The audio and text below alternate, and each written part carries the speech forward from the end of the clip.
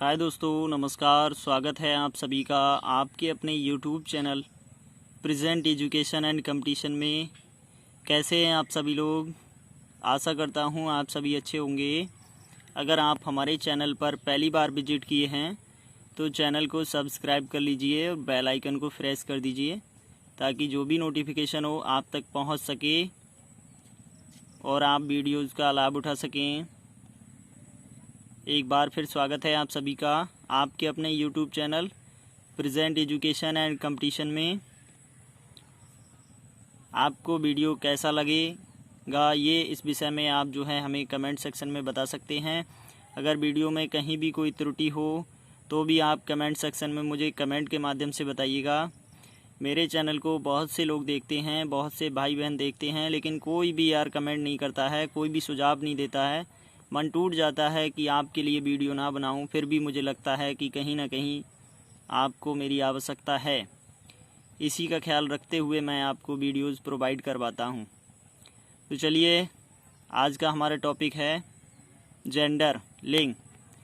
सबसे पहले पढ़ेंगे हम डेफिनेशन ऑफ जेंडर। ओके, लिंग की परिभाषा। तो आप देख सकते हैं, शब्द के जिस रूप से पुरुष अथवा स्त्री होने का बोध होता है उसे लिंग कहते हैं। ठीक है, शब्द के जिस रूप से स्त्री या पुरुष होने का बोध होता है उसे लिंग कहते हैं। ओके गाइस, ठीक है। जैसे कमल, बेटा, बूढ़ा, मोर, नौकर, भाई, स्वामी, मुर्गा, कुत्ता, ये सभी क्या हैं आपके? ये आपके जो हैं लिंग में आते हैं। ये अलग अलग लिंगों के हैं। ठीक है, तो इनका लिंग हमें देखकर या पढ़कर सुनकर जैसे भी समझ सकते हैं, हमारी समझ में आता है। ठीक है, आगे देखते हैं किंड्स ऑफ द जेंडर, लिंग के भेद। ओके, तो मैं आपको बताना चाहूँगा कि जो लिंग है वो आपका दो प्रकार का होता है, पुरुष लिंग और स्त्रीलिंग। ठीक है, तो पहले जो है हम पुरुष लिंग में इसकी पहचान देख लेते हैं। पुरुष लिंग में चलिए आगे बढ़ते हैं। तो अकारांत तथा आकारांत शब्द प्रायः पुल्लिंग होते हैं। ठीक है, अकारांत तथा आकारांत शब्द प्रायः पुल्लिंग होते हैं। अकारांत, ये यहाँ पर अभी राम लिखा है, राम राम राम के अंत में माँ में क्या लगा है? छोटा आ लगा है।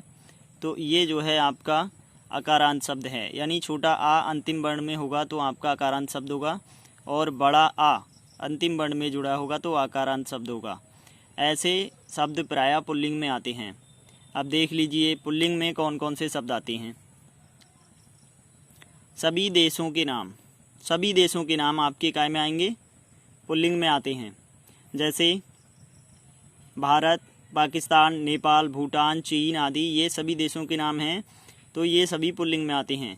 नंबर 2 पे देख लेते हैं दिन, महीनों और संवत के नाम। दिन, महीनों और संवत के नाम। इससे पहले ये आपको लिखा है अपवाद, जनवरी, फरवरी और मई, इन पर अपवाद रहता है कि ये जो हैं पुल्लिंग में नहीं आते हैं, ये आपके स्त्रीलिंग के शब्द हैं। ओके, तो अब देख लेते हैं दिन, महीने और संवत के नामों में क्या क्या आता है। जैसे रविवार हो गया, सोमवार हो गया, अप्रैल हो गया, दिसंबर, विक्रमी संवत, शक संवत, चैत्र, बैसाख आदि, ये सभी आपके पुल्लिंग में आते हैं।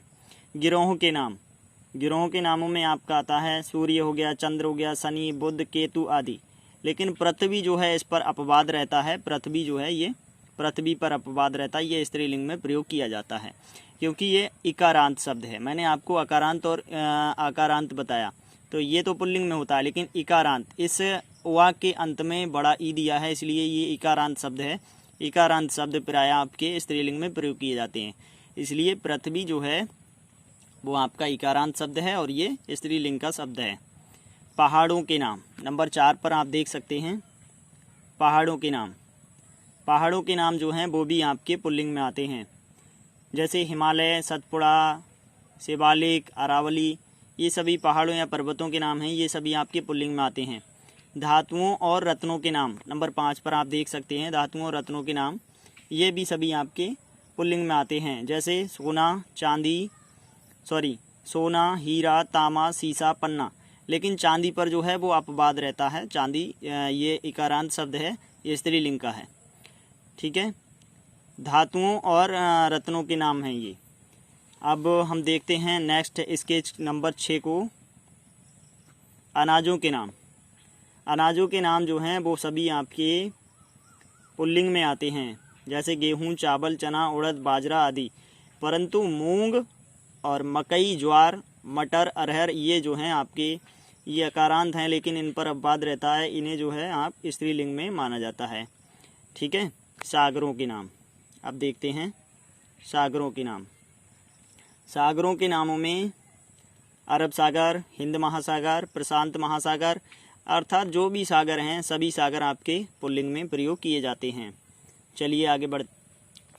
महाद्वीपों के नाम।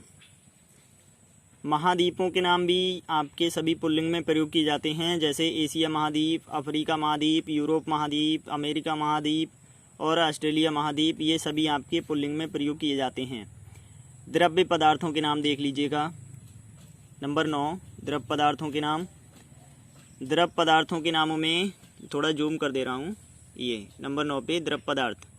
द्रव पदार्थों के नाम में आपका आएगा घी हो गया, तेल हो गया, पानी, शरबत, दूध, दही, अर्थात जो भी हमारी तरल वस्तुएं हैं ये सभी आपकी क्या है पुल्लिंग में प्रयोग की जाती हैं। ओके गाइस, भूलना मना है, भूलना नहीं है। इस वीडियो को देखने के बाद आप कभी भी ये गलती नहीं करेंगे। किसी भी प्रतियोगी परीक्षा में आप पुल्लिंग और स्त्रीलिंग को देखते ही लगाएंगे, आपको कंफ्यूज नहीं होना है। कंफ्यूज होने की कोई भी ज़रूरत नहीं है। ओके, तो सभी द्रव्यों के नाम भी आपके काय में आते हैं? यस, हाँ, पुल्लिंग में आते हैं। नंबर 10 को देख लेते हैं। फूलों के नाम, यानी पुष्प जिसे बोलते हैं शुद्ध। फूलों के नाम गुलाब, गेंदा, सूरजमुखी, कमल आदि ये सभी क्या हैं? फूलों के नाम हैं। तो ये सभी आपके पुल्लिंग में प्रयोग किए जाते हैं। जो भी फूल हैं वो सभी आपके पुल्लिंग में प्रयोग किए जाते हैं, परंतु नरगिस और चमेली, ये आपको यहाँ दिख रहा होगा अपवाद। नरगिस और चमेली इन पर अपवाद रहता है, ये हमेशा स्त्रीलिंग में प्रयोग किए जाते हैं। नंबर 11, वर्णमाला के अक्षर। वर्णमाला के अक्षर भी आपके पुल्लिंग में, जैसे का, खा, चा, छा, जा, टाठा, ये वर्ग हैं। का वर्ग, चा वर्ग और टा वर्ग, ये भी आपके सभी क्या हैं पुल्लिंग में प्रयोग किए जाते हैं वर्णमाला के अक्षर। अकारांत तथा आकारांत शब्द, यहाँ मैंने आपको बताया था ऊपर अभी, अकारांत आकारांत। अपवाद काय पर रहता है आपका। अब ये आकारांत शब्द है लता, लेकिन ये लता हम बोल के, लताएं क्या हैं? लता पौड़ गई, लता लंबी हो गई, मैना उड़ गई, मुझे गरिमा है, मुझे उस पर गरिमा है। ठीक है, बरखा हो रही है, तुम्हें उस पर दया करनी चाहिए। ठीक है, ना कि करना चाहिए। तुम्हें उस पर दया करना चाहिए, नहीं करनी चाहिए, तुम्हें उस पर दया करनी चाहिए। बरखा हो रहा है नहीं, बल्कि बरखा हो रही है। मैना उड़ गया नहीं, मैना उड़ गई। ठीक है, लता पौड़ गया नहीं, लता पौड़ गई। या ठीक है, तो ये सभी आपको बोल के एक बार देख लेना है। जो भी आपके आकारांत शब्द या आकारांत हैं, जो भी आपके पुल्लिंग में आते हैं, वो आपको अलग पहचान हो जाएगी, और बोलने पर आपको जो जिन पर अपवाद है वो आपको अलग पता लग जाएगा। तो अब देख लेते हैं। इसी क्रम में मैंने आपको यहाँ पर बताया था कि जो जेंडर होता है वो 2 प्रकार का होता है। कौन कौन सा होता है? स्त्रीलिंग और पुल्लिंग। ठीक है, तो अभी हम पुल्लिंग के बारे में बात कर रहे थे, अब हम देखेंगे स्त्रीलिंग को। ठीक है, स्त्रीलिंग को देखते हैं गाइज। स्त्रीलिंग में क्या क्या आता है, चलिए आगे। अब इसी क्रम में देखते हैं स्त्रीलिंग की पहचान हम कैसे करते हैं, कौन कौन से शब्द स्त्रीलिंग में रखे जाते हैं। अब आप क्रम संख्या पे पहुंचिए। क्रम संख्या यानी फर्स्ट नंबर है ये, भाषाओं के नाम। सभी भाषाओं के नाम आपके काय में आते हैं? स्त्रीलिंग में आते हैं। सभी भाषाओं के नाम आपके स्त्रीलिंग में आते हैं। हिंदी, अंग्रेजी, उर्दू, तेलुगु, पंजाबी, गुजराती, मराठी, कन्नड़ आदि ये सभी भाषाओं के नाम हैं। तो ये सभी काय में आएंगे? आपके स्त्रीलिंग में प्रयोग किए जाते हैं। लिपियों के नाम देख लीजिए। लिपियों के नाम जो हैं नंबर 2 पे देखिए। लिपियों के नाम जो है आपका, ये भी सभी आपके काय में आते हैं? स्त्रीलिंग में प्रयोग किए जाते हैं। जैसे देवनागरी, रोमन, फारसी, गुरमुखी, ये सभी क्या हैं, लिपियां हैं। ठीक है, तो देवनागरी लिपि हिंदी की है, रोमन अंग्रेजी की है, ठीक है, फारसी जो है उर्दू की है, और गुरमुखी पंजाबी की है। ये भी मैं आपको बता दे रहा हूँ, कहीं भी पूछ लेता है तो आप उसका आंसर कर सकते हैं। ओके, और नंबर 3 पर चलते हैं। तिथियों के नाम, तिथियों के नाम देख लेते हैं। पूर्णिमा, अमावस्या, द्वितीया, चतुर्थी, ये सभी तिथियां होती हैं। तो सभी तिथियों के नाम भी गाइस आपको काय में स्त्रीलिंग में प्रयोग किए जाते हैं। नंबर 4 पर पहुंचते हैं। पुस्तकों के नाम, पुस्तक जो शब्द है वो आपका स्त्रीलिंग में प्रयोग किया जाता है। हालांकि अकारांत शब्द है, लेकिन ये जो है इस पर अपवाद रहता है पुस्तक पे, तो ये आपका स्त्रीलिंग का शब्द है। अब सभी पुस्तकें स्त्रीलिंग में प्रयोग की जाती हैं, जैसे गीता हो गया, रामायण हो गया, गीतांजलि हो गया, महाभारत हो गया, निर्मला हो गया, जो भी पुस्तकें हैं ऑलरेडी सभी पुस्तकें आपकी स्त्रीलिंग में प्रयोग की जाएंगी। नंबर 5 पे देखते हैं। नदियों के नाम, गंगा, यमुना, कावेरी, नर्मदा, गोदावरी, ठीक है, घग्गर, ये सभी क्या है, सॉरी, तो ये सभी क्या है आपका नदियों के नाम हैं। गंगा, यमुना, कावेरी, नर्मदा, गोदावरी, ठीक है, नील नदी, ये सभी क्या है, नदियों के नाम है। तो ये आपके स्त्रीलिंग में प्रयोग की जाते हैं, क्योंकि नदी कैसा शब्द है आपका, नदी, नदी आपका इकारांत शब्द है।